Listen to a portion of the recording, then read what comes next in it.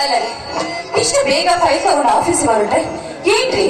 ಅಲ್ಲ ಸ್ವಲ್ಪ ತಾಮ್ರನಾದ್ರ ಹಾಕೊಂಡು ಆಮೇಲೆ ಆಗ ಆಫೀಸ್ ಹೋಗ್ಬೇಕಲ್ಲ. ಯಾವಾಗ ನೋಡಿದ್ರೆ ಆಫೀಸ್ ಅಂತ ಹೇಳ್ತಾ ಇದ್ದೀರಲ್ಲ, ಹೀಗಿದ್ರೆ ಮುಂದೆ ಪರಿಸರದ ಗದ್ದೆ ಆದ್ರೆ ಏನಾಗ್ಬೇಕು ಯೋಚನೆ ಮಾಡಿದ್ದೀರಾ? ಛಾಯಾ, ಯಾವಾಗಲೂ ಆರೋಗ್ಯ ನಮ್ಮ ಸುಖ ಬಗ್ಗೆ ಯೋಚನೆ ಮಾಡೋದಕ್ಕಿಂತ ಆಫೀಸ್ ನಲ್ಲಿ ಬಹಳ ಕೆಲಸ ಇದೆ. ಇವತ್ತು ಫೈಲ್ ಆಗ್ಬೇಕು, ಲೆಡ್ಜರ್ ಆಗ್ಬೇಕು, ಇವತ್ತು ತಿಂಗಳ ಕೊನೆ ದಿನ ಬಿಲ್ ಬೇರೆ ಆಗ್ಬೇಕು. ಅಷ್ಟೆಲ್ಲ ಕೆಲಸ ಇರುವಾಗ ಅರ್ಧ ಗಂಟೆ ಮುಂಚೆ ಆಫೀಸ್ ಹೋಗೋದು ಒಳ್ಳೇದಲ್ವೇನು? ಆಫೀಸು ಆಫೀಸು ಆಫೀಸು ಯಾವಾಗ ನೋಡಿದ್ರೆ ಯಾವ್ದೇ ಸ್ಥಳದಲ್ಲಿ ಇರ್ತೀರಲ್ಲ. ಅಲ್ಲ ಒಂದ್ಸಲ ಯೋಚನೆ ಮಾಡಿದೀರಾ? ಮನೆಯಲ್ಲೊಬ್ರು ಹೆಣ್ಮಗಳೇ ಅವ್ರ ಬಗ್ಗೆ ಸ್ವಲ್ಪ ಯೋಗಕ್ಷೇಮ ಯೋಚನೆ ಮಾಡ್ಬೇಕು ಅನ್ನೋದು ಜ್ಞಾನನೇ ಇಲ್ವಲ್ರಿ ನಿಮ್ಗೆ? ಅಯ್ಯೋ, ಯಾಕೆ ಇಷ್ಟೊಂದು ಆವೇಶಭರಿತವಾಗಿ ಮಾತಾಡ್ತಿದ್ಯಾ? ಏನ್ ಧಕ್ಕೆ ಆಗಿದೆ ನಿನ್ನ ವ್ಯಕ್ತಿತ್ವಕ್ಕೆ? ಓ ಹಾಗಿದೆ, ಈಗ ಧಕ್ಕೆನೇ ಆಗಿಲ್ಲ. ಧಕ್ಕೆ ಆಗಿದೆ ರೀ, ಧಕ್ಕೆ ಆಗಿರೋದಕ್ಕೆ ಈಗೆಲ್ಲ ಮಾತಾಡ್ತಿರೋದು.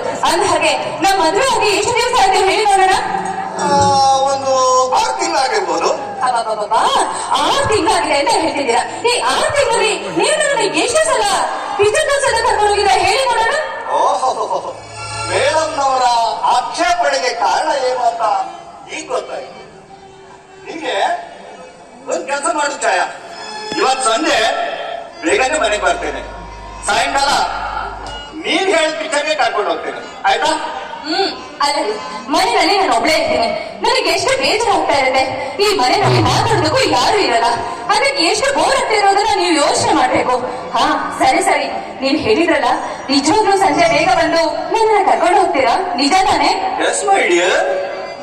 ಸರಿ, ಹಾಗಿದ್ರೆ ನಾನ್ ನಿಮ್ಗೋಸ್ಕರ ನಿಮ್ ದಾರಿನೇ ಕಾಯ್ತಾ ಇದ್ದೀನಿ. ಹಾಗಿದ್ರೆ ಆಫೀಸಿಂದ ಬರ್ಬೇಕಾದ್ರೆ ನನಗ್ ನೀವು ಏನ್ ತಗೊಂಡ್ ಬರ್ತೀರಾ? ಹೌದು,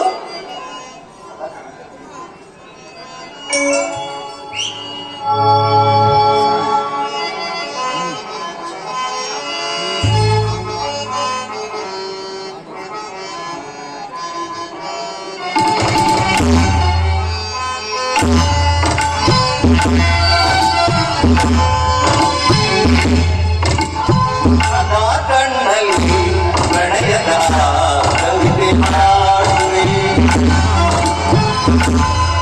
ಸದಾ ನನ್ನಲ್ಲಿ ಒಲವಿನ ಬಯಕೆ ತುಂಬುವೆ, ಸದಾ ಕಣ್ಣಲ್ಲಿ ಪ್ರಣಯದ ಕವಿತೆ ಹಾಡುವೆ.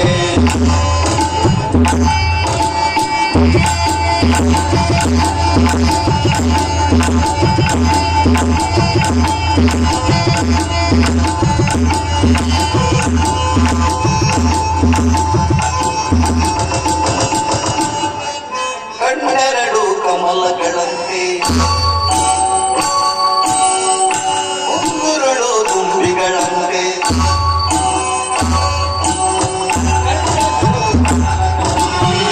ಮುಂಗುರುಳು ತುಂಬಿಗಳಂತೆ,